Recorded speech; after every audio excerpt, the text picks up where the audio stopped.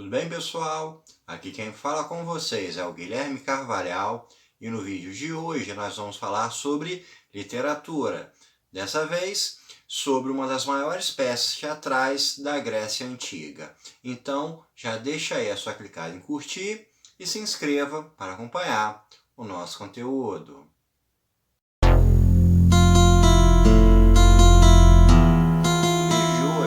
Nós vamos falar sobre a peça Medéia, que foi escrita pelo dramaturgo grego Eurípides e foi encenada pela primeira vez no ano 431 a.C., parte de um festival de teatro em homenagem ao deus Dionísio. Essa foi uma peça bem inovadora para a época. O Eurípides ele foi um autor de teatro que trouxe muitas inovações.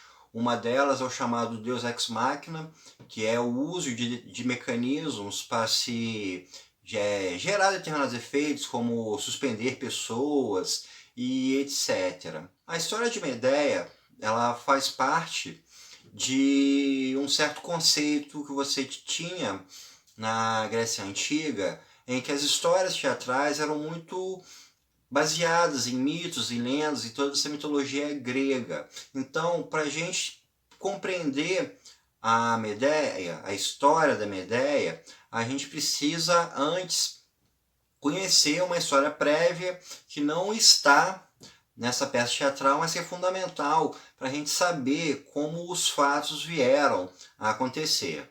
A história prévia à Medéia é uma das mais importantes histórias da Grécia Antiga, que é a história dos Argonautas.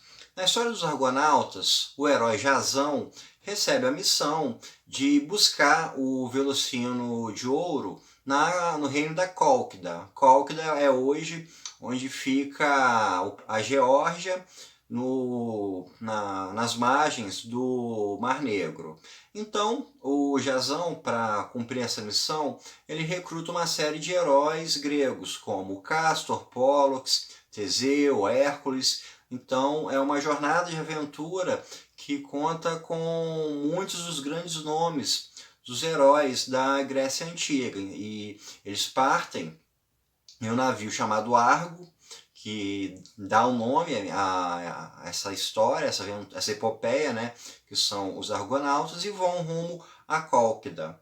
Chegando na Cólquida, eles têm que recuperar o Velocino de Ouro, que é um novelo de lã, mas de uma ovelha cuja lã é feita de ouro, e esse Velocino pertence ao rei Eetes, que é o rei da Cólquida. E no que vai tentar recuperar esse Velocino, Jasão se depara com muitas missões, com muitas aventuras, e ele acaba conhecendo a Medéia, que é filha do rei Eetes e é sobrinha da Círce, a feiticeira que aparece na Odisseia. A Medéia ela é descendente de feiticeiras e ela própria domina as práticas, né, da feitiçaria. A Medéia acaba se apaixonando pelo Jasão e começa a auxiliá-lo para ele conseguir resgatar esse Velocino de Ouro. Então, ela trai o próprio pai, ela acaba arquitetando a morte do próprio irmão, tudo isso em função dessa paixão arrebatadora dela por Jasão, e no fim das contas ela foge com Jasão rumo à Grécia. Então, eles retornam de navio, passam por muitas outras aventuras, o Jasão entrega o Velocino de Ouro, e depois eles vão morar na cidade de Corinto, uma cidade-estado, e o Jasão e a Medéia se casam e têm 2 filhos. Porém, o rei de Corinto, Creonte, ele oferece uma proposta ao Jasão, que o Jasão deixe a Medéia e se case com a sua filha. E dessa forma, o Jasão teria em seus filhos os novos reis na cidade de Corinto. E é justamente quando chega essa notícia de que o Jasão vai abandonar a Medéia, que começa a história da peça do Eurípides. A peça Medéia começa com a personagem principal fazendo um monólogo, mas um monólogo intercalado com um coro. O coro serve como uma voz fora da peça que dialoga com os personagens no palco, como uma voz à consciência, como alguma forma de interação que não está necessariamente uma pessoa que faça parte da peça. A Medéia, ela começa então a reclamar, a desabafar, né, do seu infortúnio. Ela abandonou o seu país, ela traiu o seu pai, tudo isso movida pela sua paixão pelo Jasão, foi para uma nação estrangeira, onde ela não era necessariamente bem-vinda, estava lá em função do Jasão, e para no fim das contas o Jasão largá-la para se casar com outra. Então a gente tem a Medéia justamente criticando tudo isso e fazendo uma crítica muito forte também ao papel da mulher na Grécia Antiga. Enquanto os homens são livres para a aventura, são livres para fazerem o que bem entender, tem inclusive a liberdade de deixar a esposa e sair do casamento e se casar com outra pessoa, enquanto as mulheres ficam numa função restrita de obediência, de seguir papéis determinados com rigor muito maior. Ou seja, o Jasão poderia largar a Medéia, mas a Medéia, em momento algum, poderia deixar o Jasão sem conheço real e de escárnio público e das demais formas de repressão que uma atitude dessas tomada por uma mulher resultaria. Então, após esse monólogo da Medéia, o rei Creonte chega na casa dela para conversar com ela. E o rei está extremamente revoltado, porque a Medéia se recusa a aceitar que o Jasão parta e se casa com outra. E essa intransigência acabou sendo encarado pelo rei como uma espécie de afronta à figura real dele. E ele não poderia deixar isso impune.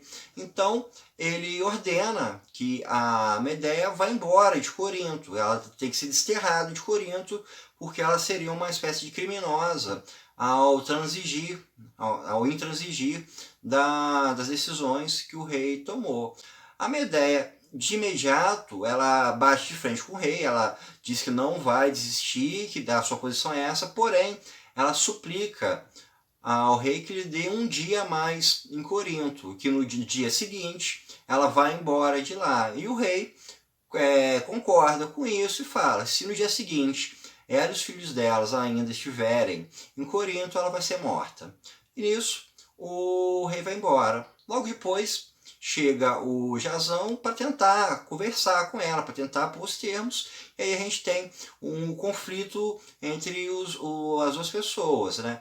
A Medéia, ela se vê como uma pessoa que foi traída por ele, não aceita nada do que ele fala, e já o Jasão diz que, na verdade, ele fez muito mais pela Medéia do que a Medéia fez por ela.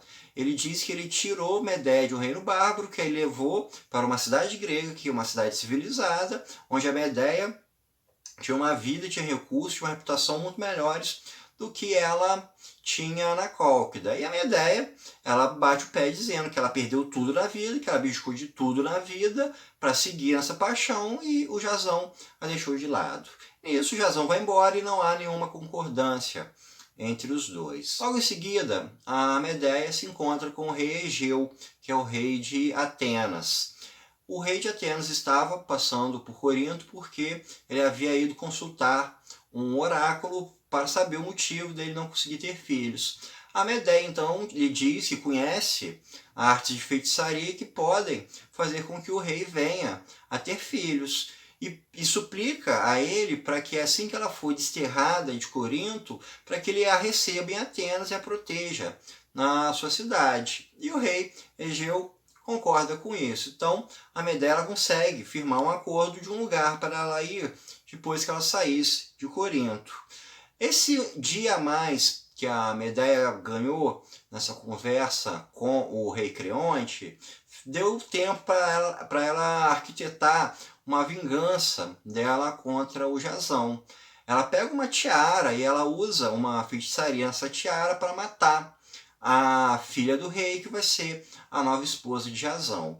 Ela coloca essa tiara dentro de um embrulho para presente e pede para os dois filhos levarem para presentear a filha do rei. Ela pede que seus amos chamem o Jasão chega e ela diz que está querendo, ela mente dizendo que está querendo fazer as pazes, que está querendo que tudo fique bem entre eles, e que dar aquele presente seria uma atitude de cordialidade, de humildade da parte dela. Então parte o Jazão, o seu servo e as duas crianças, e vão para o palácio do rei, para onde o rei Creonte está. Lá chegando, a filha do rei, ela pega a tiara, ela coloca aquela tiara, e no que ela coloca aquela tiara, o feitiço da Medeia começa a funcionar, e a filha do rei começa a pegar fogo pela cabeça, e aos poucos o fogo vai consumindo o corpo dela inteiro. O rei Creonte, vendo essa cena, corre para tentar salvar a filha, e no que ele tenta abraçá-la, o fogo pega também no corpo de rei e morrem ambos. Morre o rei Creonte e morre a sua filha. Esse servo que foi lá retorna com as duas crianças e fala para a Medeia que ela precisa ir logo embora de Corinto, que ela tinha matado o rei e sua filha, e que toda a fúria dos cidadãos de Corinto logo se abateria sobre ela. A Medeia, então, vê que a sua vingança foi bem arquitetada, ele deixou Corinto sem rei e matou também a futura esposa do seu marido, porém, ela sente a necessidade, ela percebe que ela precisa fazer algo mais, e ela decide matar os próprios filhos. E aí a gente encaminha para o final da peça. A Medeia, ela mata os seus dois filhos, e enquanto ela está matando, Jazão chega para acertar as contas de tudo aquilo que ela fez. Ocorre, obviamente, uma discussão entre os dois, e o Jazão implora para que pelo menos a Medeia deixe ele enterrar os seus filhos. E nisso surge uma carruagem de fogo enviada pelo deus Hélio, o deus Sol, para levar a Medeia embora dali com o corpo das duas crianças. A Medeia se recusa a entregar os corpos para que Jazão enterre, e ela mesma vai embora para Atena nessa carruagem, levando o corpo das duas crianças. Então ele deixou Jazão sem a esposa que ele queria e ainda matou os dois filhos, deixando que Jazão não tivesse descendência. Ela eliminou completamente a descendência do Jazão e concluiu a sua vingança com esse ato, e aí se encerra a peça. Essa carruagem de fogo, na época da Grécia Antiga, foi um dos casos do Deus Ex Machina, que eu citei no começo. Através de maquinações, de cordas, alavancas e guindastes, a carruagem descia para o palco, ela entrava na carruagem e ia embora suspensa por esse jogo de mecanismos. Medeia segue sendo uma das maiores obras da Grécia Antiga por causa de todo o seu poder psicológico, por todo o poder do Eurípides em trabalhar todo esse furacão de sentimentos que tomam a Medeia. A gente fala de uma exposição de uma dor profunda, de uma mulher que abdicou de tudo, que traiu a sua família em prol de uma paixão, em prol de um homem de quem ela esperava a fidelidade, em quem ela depositou confiança, e ela viu isso tudo ser perdido.